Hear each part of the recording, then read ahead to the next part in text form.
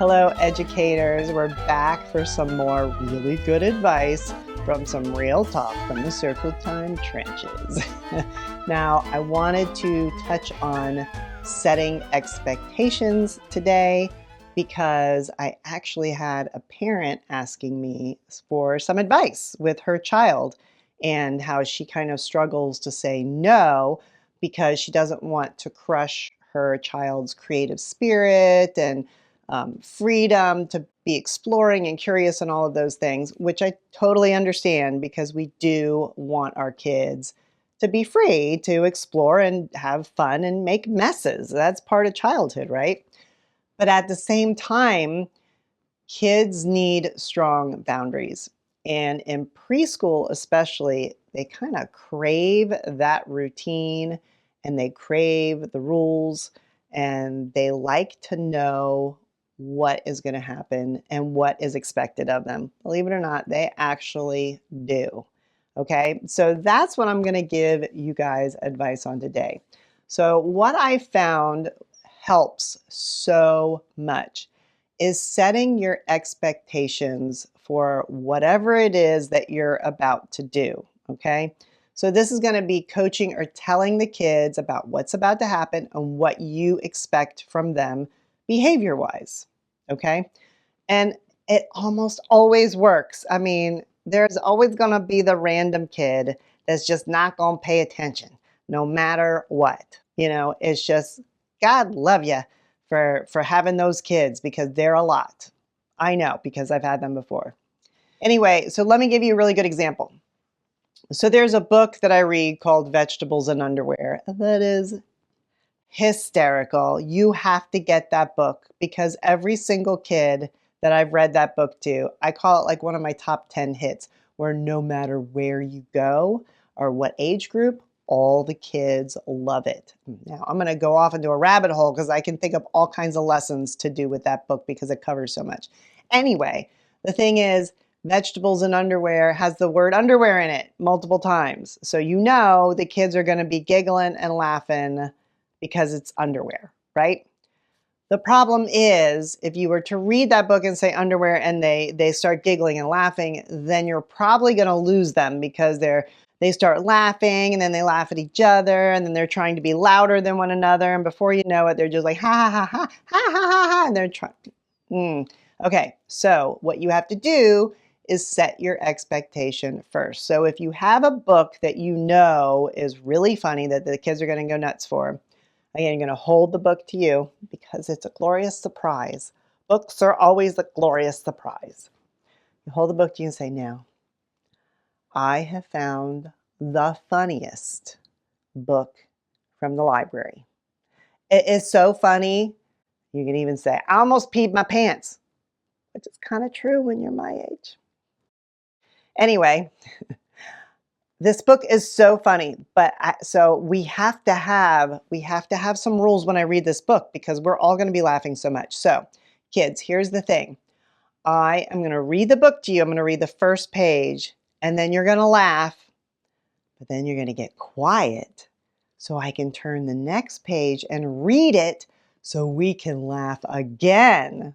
Okay? Is that a good deal? All right, let's practice, okay? If I turn the page and I say let me just do the title, okay? I'm going to show you the title now. Are you ready? Vegetables and Underwear. And they're going to start laughing and I'll say, okay, are you ready to hear the story?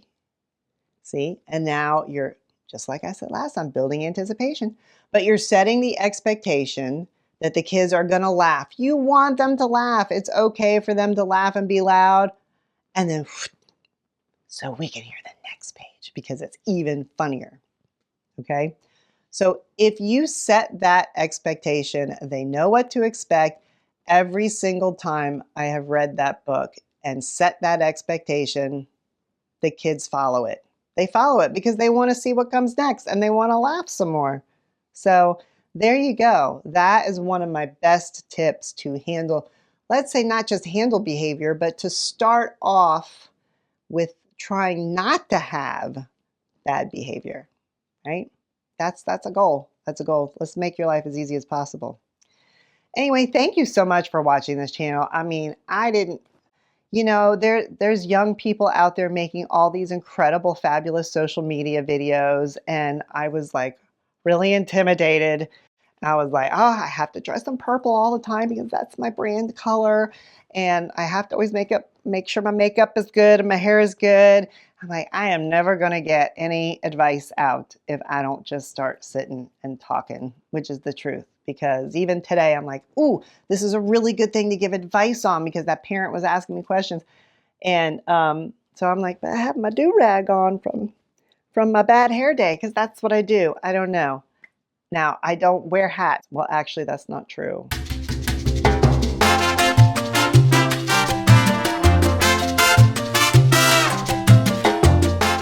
Yeah, those hats. But I mean, to be fair, I don't go grocery shopping in those, although that would be really funny. Maybe I'll do that one time. It's not like I haven't done it in costumes before. Anyway, I just found this handkerchief thing and it's fun because I feel like a little vintage 70s mom or something, wearing it. So I don't know. I just got into handkerchiefs. What do you guys do for bad hair days? Do you use the dry shampoo? I've heard about it. I don't know. I don't think it works for me. What do you do? Baseball hat? I mean, that's always the go-to. And gosh, women look so cute in baseball hats. I just love that. I don't know. I just never got into them. I don't know what to tell you. I'm curious. Do you wear hats for your students? That's a fun surprise. If you walk in with a crazy hat, they'll pay attention to you. And it's cute if you like change it up once a week. Oh my gosh, it's Miss Susan Hat Day. Can you guys guess what she's going to wear? That's a great idea. See, I just come up with these things talking to you guys. Anyway, leave a comment below. Tell me what you do for bad hair days. I'm always looking for good suggestions. Number one. Number two, if there's any topics you want me to talk about, please let me know because I want to support you and lift you up and give you help as much as possible because you may as well do some shortcuts and take my advice that I've had to learn and make mistakes over the course of 30-ish years, maybe a few less. Anyway, so let me help you get ahead, right? And teach you things so you don't have to keep making the mistakes and take 30 years to figure things out. Anyway, if there's anything I can help you with, let me know. In the meantime, go you. Have a great week. I feel like I need to hire some cheerleaders. I would really love to hire. Maybe I'll do that when I present for Preschool Rocks. That's a whole nother story. I love presenting for that conference. I do a full day every year. Anyway, hire some cheerleaders. Sport. Go you. Go you. Yeah, I need pom-poms. I need purple pom-poms. All right. Anyway, I digress. Have a great week. Much love to you and go do what you love. Mwah.